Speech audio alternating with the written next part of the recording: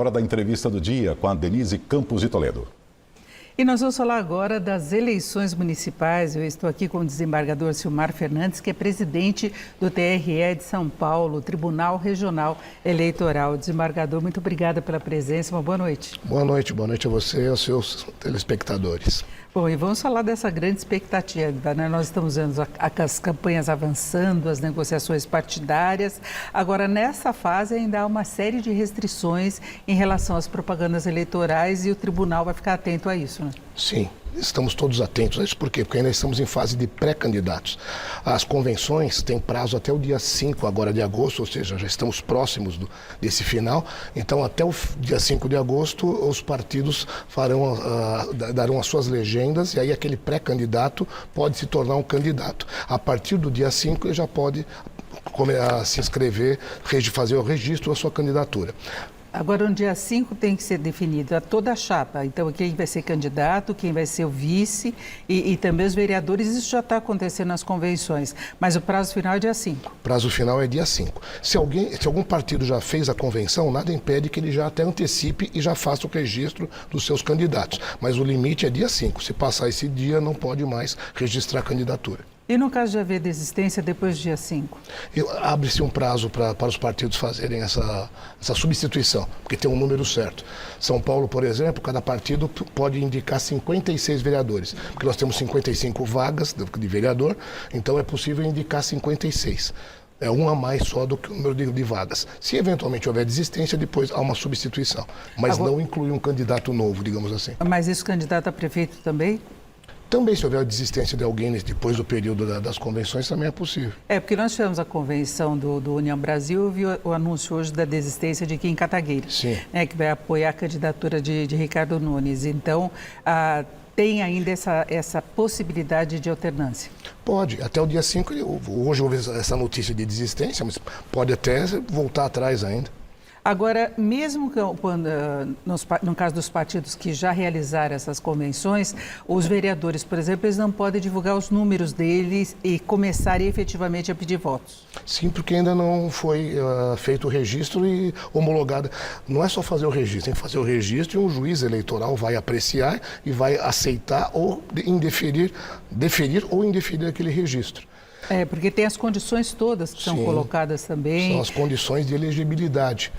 Perfeito. Então, agora, desculpe, pode prosseguir.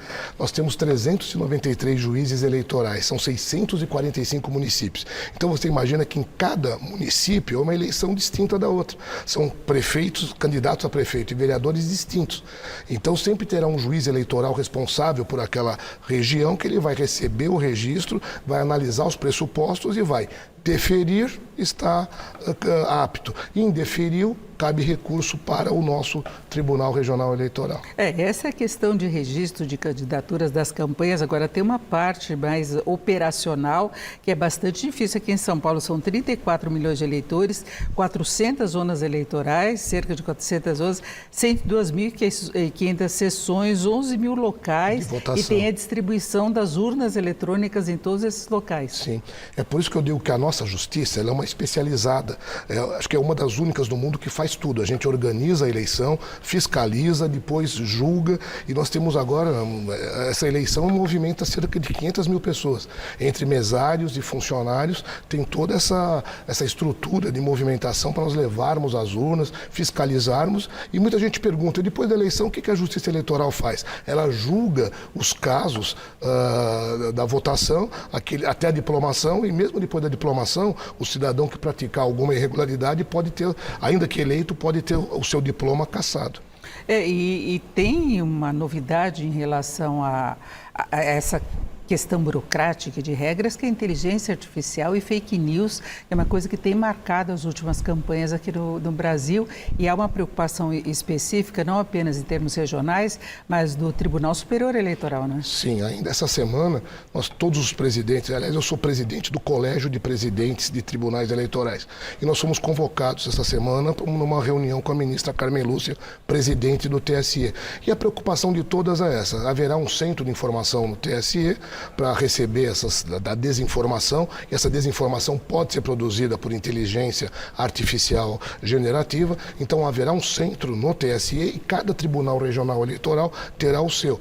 Então, a questão é, a inteligência artificial pode atrapalhar? Pode, é uma possibilidade, mas nós estamos preparados? Eu acredito que sim.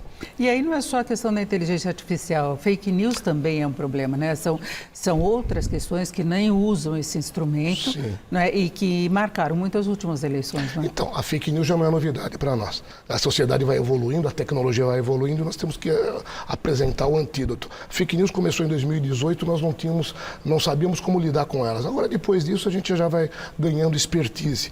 O tribunal são técnicos capacitados, nós temos já uma boa expertise em relação à fake news. E o cidadão, aproveitando sua audiência qualificada, o eleitor pode nos ajudar. Aliás, a mídia nos ajuda muito.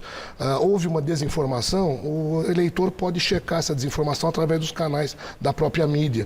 Entra no site do TRE ou no site do TSE, faz uma comunicação sobre uma desinformação. Eu sempre peço que o eleitor nunca divulgue uma notícia que ele acha bombástica, porque a deepfake funciona dessa maneira, com a paixão do eleitor. Quando o eleitor recebe uma notícia bombástica, que ele arregala o olho, a tendência dele é apertar o botão e esparramar em todos os locais. Antes de fazer isso, eu peço, cheque a informação, nos ajude.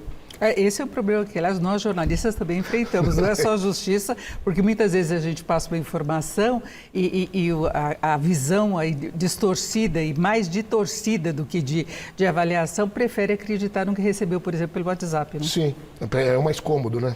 Exatamente, do que acompanhar. Inclusive, a gente tenta mostrar o que é falso, o que é verdadeiro, mas tem essa desconfiança toda. E aí vai ter que ter a ação da justiça mesmo no controle do que é divulgado de uma forma mais ampla. Né? Sim, e graças a Deus nossa justiça eleitoral funciona. Ela é um órgão do Poder Judiciário, é o Poder Judiciário.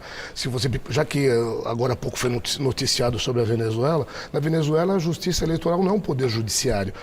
O CNE é um grupo de 5 pessoas indicadas pela Assembleia Nacional, que ninguém lá é juiz, nenhum é juiz. São pessoas indicadas, inclusive o presidente desse CNE é o fundador do partido do qual hoje o Maduro é o presidente. Então, quer dizer, é uma promiscuidade que aqui, felizmente, nós não temos essa promiscuidade. E o presidente lá, o Maduro, ele está deixando de divulgar as atas, que é exatamente como os boletins de urna aqui do Brasil, que é uma coisa gerada automaticamente com base na votação eletrônica, não é? Sim, a nossa urna, que não tem contato nenhum com a internet, logo que terminar a votação, ela já emite o BU, Boletim de Urna. Para você ter uma ideia, nas cidades pequenas e médias, ninguém fica esperando o nosso resultado oficial. Em cada local tem um fiscal de partido, saiu o boletim de urna, inclusive com QR Code, ele acessa com QR Code, já vê a votação, faz a somatória. Nós vamos divulgar, depois de meia hora, a cidade já está comemorando, já sabe quem é o seu prefeito, quem é o seu vereador. Só nas cidades grandes que aí os partidos não têm estrutura para ter um fiscal em cada local de votação. É uma diferença importante também, porque os partidos podem acompanhar, tem observadores acompanhando todo o processo eleitoral. Agora, de qualquer forma, nós tivemos aí magistrados e uma magistrada que vão atuar exclusivamente na fiscalização da propaganda. Sim. E aí é de toda forma, não é apenas essa questão de rede social, não é? Não, tudo, porque pode ter rede social, pode ter a mídia televisiva, a rádio, qualquer tipo de propaganda irregular. Então aqui a propaganda, a responsabilidade é na capital, a responsabilidade da segunda zona eleitoral que tem essa competência. E o juiz titular tem 2 juízes auxiliares para justamente auxiliar na triagem do que é propaganda irregular e o que não é.